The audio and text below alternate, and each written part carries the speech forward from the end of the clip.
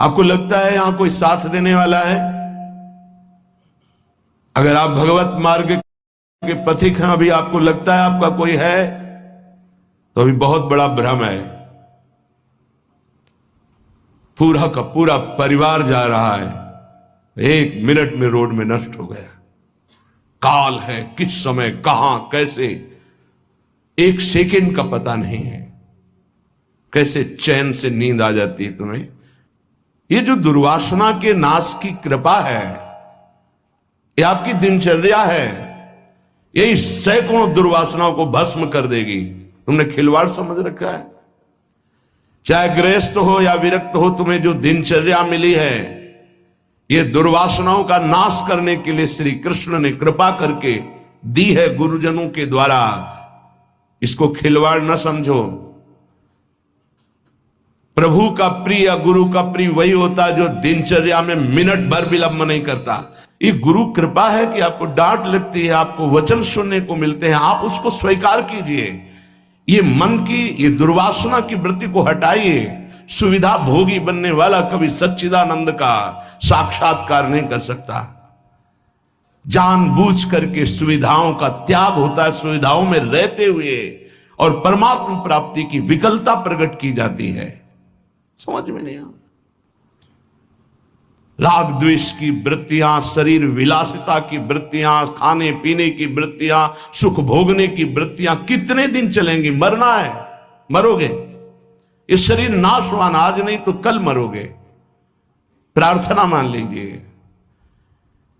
तपलोक और महालोक जनलोक में सब सिद्ध जन निवास कर रहे हैं, जो सृष्टि में प्रकट होते हैं और सृष्टि के बाद लय होते हैं। उनको एक बात का दुख पाया गया, संतों को, कि इस महान मानव देह में आकर के भी तुम भगवत प्राप्ति से वंचित हो। तुम्हें नींद कैसी ऐसी आ जाती है कि तुम्हारा भजन, तुम्हारी दिनचर्या, तुम्हारा साधन पथ रुक रहा है और तुम्हें चैन से सोना आ रहा है। तुम उपासक हो। ये जीवन हमारा प्रभु के लिए अगर नहीं समझ पा रहे हो तो आखिरी बात समझ लो, कोई समझाने वाला तुम्हें नहीं है, कोई समझाने वाला नहीं। सिर्फ तुम्हें बर्बाद करने वाला मिल सकता है, समझा कर उठाने वाला हरि या हरि का पार्षद मिल सकता है, और नहीं मिल सकता। तुमसे मित्रता करके तुम्हारी वासनाओं को बढ़ाकर तुम्हारे चित्त को विक्षेप में भर देना, ये संसार के हर व्यक्ति वस्तु स्थान का प्रभाव है।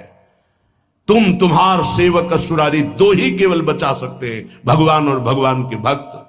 उनकी हर चेष्टा तुम्हारे चित्त को भगवदाकार बनाने के लिए है। कृष्ण कृपा का सीधा फल है साधु संग। हरिराम व्यास जी, गोस्वामी तुलसीदास जी, बड़े बड़े महापुरुष कहते हैं कोई फर्क नहीं। कैसे मनुष्य शरीर को तुमने प्राप्त करके नाश करने की ठान ली है कि हम जो मन आएगा सो करेंगे। यहां बैठने मात्र से भगवत प्राप्ति है। क्यों? यहां खास बात, श्रीधाम वृंदावन यमुना का पावन पुलिन, और कोई मिनट ऐसा नहीं जहां यहां भगवत चर्चा ना हो रही हो, भगवत गुणगान ना हो रहा हो, भगवत नाम कीर्तन ना हो रहा हो। नाम कीर्तन चलता है, वाणी कीर्तन चलता है, गुण कीर्तन चलता है। दूसरी बात, हमारी दृष्टि रहती है, हमारी प्रियजू की दृष्टि रहती है कि ये जन विराजमान है। एक दिनचर्या है, एक समय है।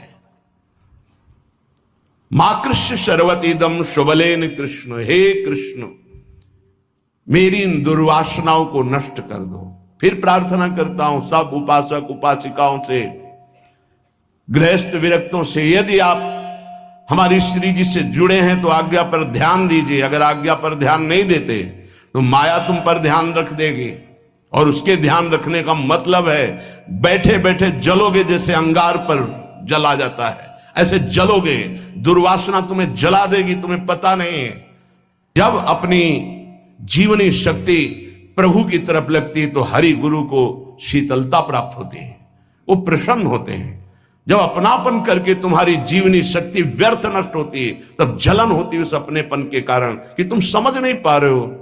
ये आज का अभ्यास तुम्हारे लिए कल काल बन जाएगा, गलत अभ्यास तुम्हारे लिए कल ये प्रमाद बन जाएगा। प्रमाद ही मृत्यु है, शास्त्रों में वर्णन है। जो अप्रमादी है, प्रमाद रहित है, वही भगवत तत्व को और जो भगवत तत्व को प्राप्त कर लेता वही निर्विकार स्थिति में परमानंद में डूबता है। माना हम लड़खड़ा रहे हैं लेकिन चल रहे हैं अपने रास्ते पे, रास्ता ही नहीं। उपासक को इस बात पर सदैव सावधान रहना पड़ेगा। अगर हम अपनी इच्छाओं का मर्दन नहीं कर सके, अपने गुरु की आज्ञा पर नहीं चल सके, अपने शास्त्र आज्ञा पर नहीं चल सके, तो मुझे लगता है कि आगे चल करके आपका जीवन बड़ा संकटपूर्ण रहेगा। संकटपूर्ण, ये विकार आपको रौंद देंगे। इसीलिए विचलित होते हैं कि आप लोग इतने बलवान बनिए कि आक्रमण कब हो जाए, कहां किस वासना का, आप उससे लड़ना जाने। आपके अंदर युक्तियां होनी चाहिए। आप हमारे भगवत पार्षद हैं, श्री जी के जन हैं, आपके अंदर युक्ति होनी चाहिए। गुरु की प्रगट उपस्थिति में युक्तियों की, कलाओं की आपके अंदर वृत्तियां जानी चाहिए कि कभी किसी विकार का आक्रमण हो तो कैसे बचा जाता है, कैसे हमारे को इस माया पर विजय प्राप्त करना है, कैसे विषम परिस्थितियों में अपने चित्त को डूबने ना पाए बचाया जाए, ये संतों से सीखा जाता है। कैसी पार्थिव दृष्टि है कि शरीर सुख के लिए सोना, जागना, खाना, पीना, बस यही हम सुख मानते हैं। नहीं भाई, ये सुख तो बहुत जन्म भोग लिए। इस जन्म में एक नियत समय रखिए, एक अल्पाहार की सीमा रखिए, एक भोजन का समय रखिए, एक अपनी दिनचर्या का समय होना चाहिए। ये नहीं आज मनाया 2 बजे पा लिया, फिर मनाया 5 बजे पा लिया, मनाया 3 बजे से 8 बजे रात्रि तक सो रहे, 8 बजे से 4 बजे तक जग रहे। ऐसी दिनचर्या नहीं होती, कभी ऐसी नहीं। दिन बाई चांस कभी कोई सेवा में समय लग गया हो, बात अलग है, ऐसी दिनचर्या नहीं होती। पक्का मानिए, आपका हित इसी में है कि जो दिनचर्या दी जाए उसका पालन कीजिए। हमारा सत्संग तभी लाभ देगा आपको, हमारा एकांतिक वचन तभी लाभ देगा आपको जब हमारी आप आज्ञा पर चलेंगे। जैसी दिनचर्या बना दी है, ये दिनचर्या जानते हो, बड़े बड़े सिद्ध महापुरुष इसी से हुए, दिनचर्या से। 1 मिनट का अंतराय कभी जीवन में नहीं पड़ने दिया अपनी दिनचर्या, वही परिपक्व अवस्था। 12 वर्ष एक दिनचर्या कर लीजिए, आप देखिए आपका क्या स्वभाव बनता है। यहां 20-20 वर्ष, 25-25 वर्ष व्यतीत हो जा रहे, कोई दिव्यता नहीं आ रही। कारण क्या है? खो रहे हैं, जीवन को खो रहे हैं।